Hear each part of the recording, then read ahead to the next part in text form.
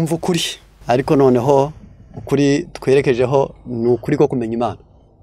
Uzi izina ryawe, uzi abakubyaye, uzi igihugu cyawe, uzi ubwoko bwawe, uzi idini ryanyu, uzi ibyo wize, uzi ibyo ushobora, uzi abana bawe, bityo n'abavandimwe bawe, ariko none igihe kirageze umenya Imana. Ibyo byose bwabimenye ariko nta bugingo burimo. Niyo mpamvu muri Yohana 17:3 hatubwira akamaro ko kumenya Imana. Kumenya Imana na Yesu Kristo nibwo bugingo buhoraho. Imana ni urukundo, Yesu ni ubwenge, Mwuka Wera ni imbaraga ishoboza umuntu ibyiza, abamarayika mikorere ituma dushobora gutunganya ibyo dushinzwe, ko abamarayika bafasha bazaragwa agakiza.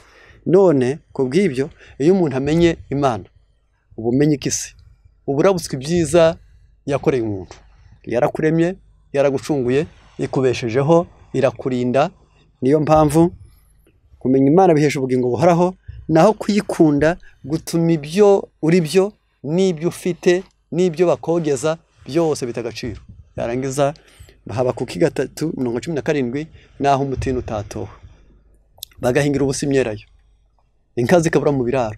Nta kabuza ko nishimira Uwiteka kanezererwa mu Mana yakiza kanje. Abantu bakunda Imana ntabwo baba ari inkunda bintu, ahubwo bya bintu bituma bakunda Imana. Ariko abatayizi bakunda ibintu kuruta uko bakunda Imana. Niyo mpamvu aho barayitinya. Zaburi 139:1 abantu bazi Imana barayitinya.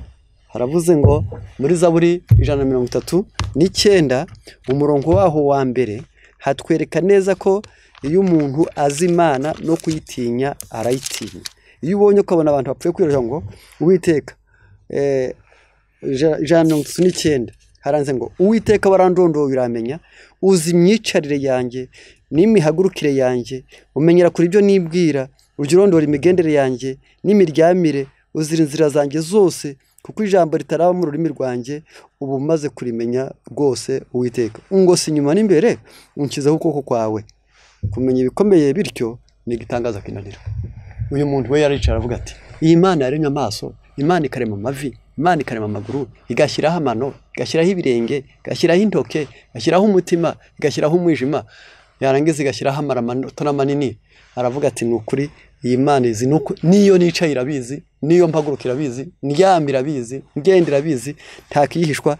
Umuntu wese uzi Imana arayitinya. Kuyubaha Imigani 8:13 umuntu uzi Imana arayubaha.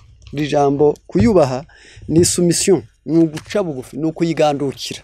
Niyo mpamvu mu gitabo cy'Imigani 13 nabwo tugomba kumenya ngo mbese umuntu yubashye Imana abameze ati. Haranditse hagira hati uko ijambo ry'Imana ritubwira, haravuze ngo kubaha Uwiteka n'ukwanga ibibi, ubwibone n'agasuzuguro n'inzira y'ibibi, n'akanwa k'ubugoryi nibyo nanga.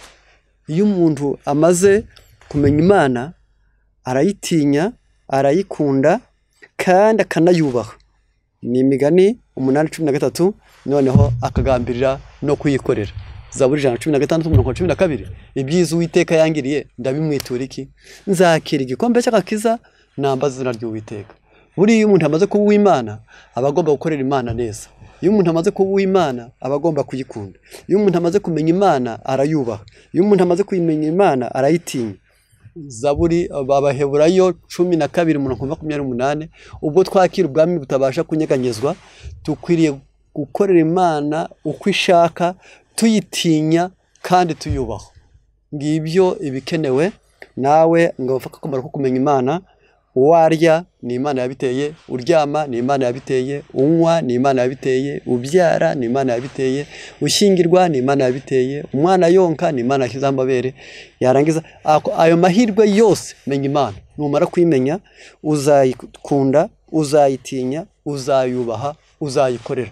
Tubibifurije mwese mu izina rya Yesu ngo mubashe kuyimenya no kuyikunda. Umva ukuri.